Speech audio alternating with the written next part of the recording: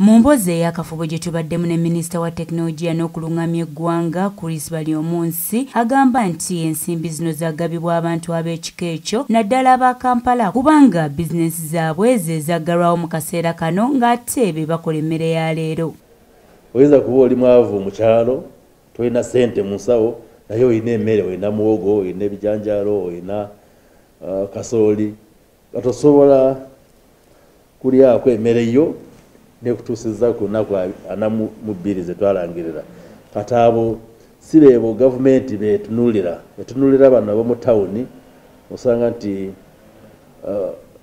kati bizinesi zaabwe kati zigaddewo tebalina kasente. Minisita era agamba nti bassentebe babajje mu nteekateeka eno ey'okugaba ensimbi okwewala ensonga z'ebyobufuzi kubanga ensimbi zino zaakuweebwa bannayuganda so si za bibiina era ng'ensimbi zino zaayisibwa mu bajeti etandika omwezi ogujja. Kyamene tetwabazeemu bakyakola naye bajja kukola nga bagayidinga kalaka kyo ka task force the town clerk naye tebagenda kukulembera ekyokuwandiika kubanga manyi ekisooka bano bakalulu ng'atuuka n'ampandiika bwe nakoleka ezo ziba ntalo nagamba kale sijja kuwa kalulu next time kubanga ondeseewo. Ku ky'eggwanga okwewola ensimbi ezisoba mu trillioni 3 okuva mu kitongole kya IMF, minisita kinogaanyiza nti zaakuyambako okubbulula ebyenfuna by'eggwanga ebidobankanye olw'ekirwadde kinnamuta ki COVID-19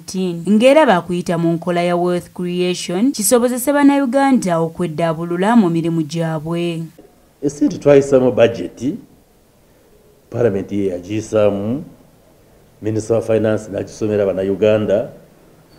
Kati budget weeri egenda kutandika enkya 1st July omwaka omupya ogw'esente. Kati tugenda kuzija mu budget eya Uganda. Tujja kuba obuuza nti nga activities ezo temwazi planning temwaziteeka mu budget.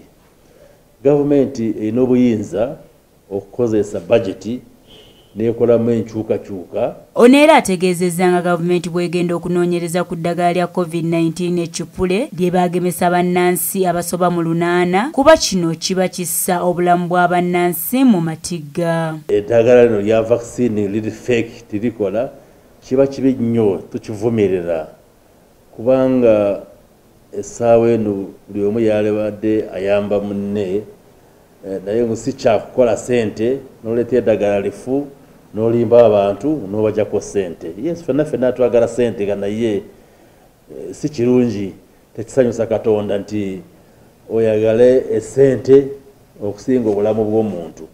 So sitole eno gye bawandiise tugenda kuginoonyereza ng'oba kiri kituufu. Edith Nabagereka ne Sarah Nakandi ku STV Select ey'enjawulo.